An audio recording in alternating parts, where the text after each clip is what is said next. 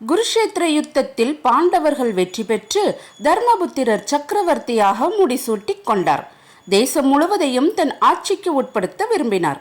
அதன் பொருட்டு கண்ணனின் ஆணைப்படி அஸ்வமேத யாகம் செய்ய முடிவு செய்தார். யாகம் செய்வதற்குரிய வழிமுறைகளை வியாசரிடம் கேட்டறிந்தார்.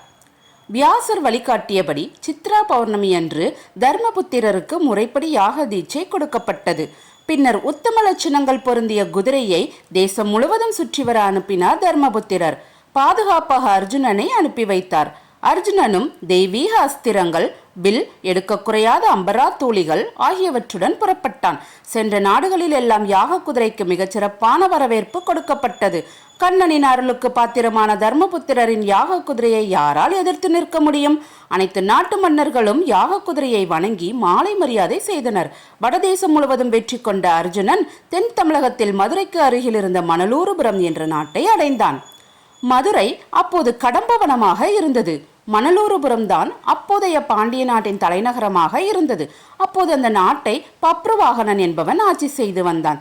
இவன் அர்ஜுனனுக்கும் பாண்டிய மன்னரின் மகளான சித்ராங்கதைக்கும் பிறந்தவன். அவனை பாண்டிய மன்னருக்கே தத்து பிள்ளையாக கொடுத்து விட்டான். யாக குதிரை வந்திருக்கும் தகவல் பப்ருவாகனனுக்கு வீரர்கள் மூலம் தெரிய வந்தது. பெரியப்பா நடத்தும் யாக குதிரைக்கும் காவலாக வந்திருக்கும் என் தந்தைக்கும் சகல மரியாதைகளையும் செய்ய வேண்டும் என்று விரும்பினான். அதன்படி மாலை மற்றும் காணிக்கைகளுடன் அர்ஜுனனிடம் சென்றான். தன் மகன் தனக்கு பணிந்து மரியாதை செய்வதை அர்ஜுனன் விரும்பவில்லை. தன் மகன் தன்னுடன் போர் செய்ய வேண்டும் என்றே நினைத்தான். அர்ஜுனன் பெற்றிருந்த சாபத்தை ஏற்கனவே அறிந்திருந்த கண்ணன் தான் அர்ஜுனன் மனதில் அப்படி ஒரு எண்ணத்தை ஏற்படுத்தினார் போலும். தன் எதிரில் வந்த மகனை கண்டு கோபம் கொண்ட அர்ஜுனன், பப்ருவாகனா, என் மகனான நீ சத்திரிய தர்மத்தை மீறுகிறாயே, என்னுடன் போர் செய்ய நினைக்காமல் ஒரு பெண் பிள்ளையை போல் நடந்து கொள்கிறாயே என்று ஏளனமாக கேட்டான். பப்ருவாகனன் தலைகுனிந்தபடி நின்றிருந்தான். அப்போது அர்ஜுனனின் மற்றொரு மனைவியும் நாகக்கன்னிகையுமான உலுப்பி என்பவள் அங்கே வந்து சேர்ந்தாள். பப்ருவாகனனை பார்த்து, பப்ருவாகனா, என் மகனே, நான் உன் தந்தையின் மனைவியரில் ஒருத்தி. உனக்கு நானும் தாய்தான். நான் சொல்வதை கேள். உன் தந்தையுடன் போர் செய், அதுதான் அவருக்கு மகிழ்ச்சி தரும் என்றாள். பப்ருவாகனன் போருக்கு தயாரானான். குதிரையை பழக்கப்படுத்துவதில் தேர்ச்சி பெற்ற சில வீரர்களை அழைத்து குதிரையை பிடித்து கட்டும்படி உத்தரவிட்டான். மகிழ்ச்சியடைந்த அர்ஜுனன் பப்ருவாகனன் சிறந்த வீரன்தான் என்று பாராட்டிவிட்டு யுத்தத்துக்கு தயாரானான்.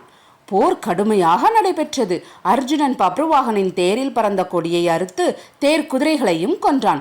தேரை விட்டு கீழே இறங்கிய பப்ருவாகனன் அர்ஜுனனை குறிவைத்து அம்புகளை மழையென பொழிந்தான். மகனிடம் கொண்டிருந்த பாசத்தின் காரணமாக அர்ஜுனன் அந்த அம்புகளை தடுத்தானே தவிர மகனை அதிகம் தாக்கவில்லை. அர்ஜுனன் இப்படி நடந்து கொண்டாலும் பப்ருவாகனன் அக்னி பிளமுடன் சீரும் பாம்பாக சென்று பேரழிவை உண்டாக்கும் கணைகளை அர்ஜுனனின் மார்பை குறிவைத்து ஏவினான். சக்தி வாய்ந்த அந்த அம்புகள் அர்ஜுனனின் மார்பை பிளந்து அவனை கீழே சாய்த்தன. எதிர்க்கவும் அவகாசம் இல்லாமல் அர்ஜுனன் யுத்த களத்தில் மடிந்து வீழ்ந்தான். தந்தை இறந்ததை கண்டதும் பப்ருவாகனனின் ஆவேசம் எல்லாம் போன இடம் தெரியவில்லை. தந்தையின் மரணத்துக்கு தான் காரணமாகிவிட்டோமே என்று நினைத்து மயங்கி விழுந்தான். தகவல் ஊரெங்கும் பரவியது. அர்ஜுனனின் மனைவி சித்ராங்கதை யுத்த களத்துக்கு வந்து அழுது அரற்றினாள். தன் கணவனின் இறப்புக்கு காரணமான உலுப்பியிடம் கோபம் கொண்டாள். மயக்கம் தெளிந்து எழுந்த பப்ருவாகனனும் உலுப்பியை பார்த்து, நாகக்கன்னிகையே, நீ சொன்னதை கேட்டு நான் என் தந்தையையே கொன்றுவிட்டேன். இனி நான் உயிருடன் இருந்து என்ன பயன்? நானும் என் தாயுடன் அக்னி பிரவேசம் செய்து உயிர்விடப் போகிறேன் என்று கதறினான். அந்த தருணம் பார்த்து அங்கே வந்த பகவான் கிருஷ்ணரும் அர்ஜுனன் இறந்ததை கண்டு அழுது அரற்றினார். அல்லது அழுவது போல் நடித்தாரோ என்னவோ, யாருக்கு தெரியும். அழுதபடியே உலுப்பியை பார்த்து கொண்டிருந்தார் கண்ணன். அழுவதை பார்த்த உலுப்பி, மற்றவர்கள் அர்ஜுனன் இறந்ததற்காக அழலாம், ஆனால் நீங்களே அழலாமா? நீங்கள் சொன்னால் நான் அர்ஜுனனை உயிர் பெற செய்கிறேன் என்று கூறினாள். கண்ணனும் சரி என்று கண்களாலேயே கூறினார்.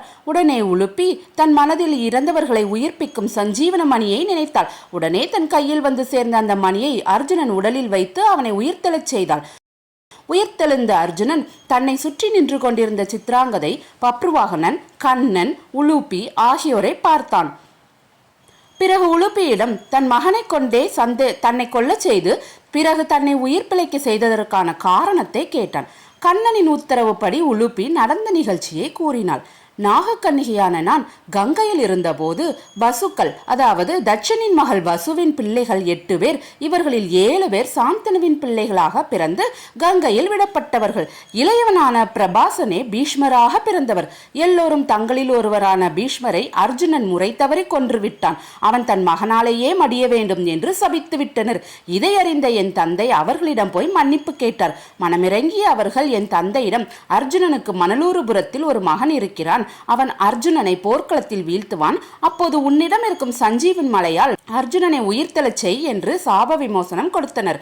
அதனால்தான் இப்படி நடைபெற்றது.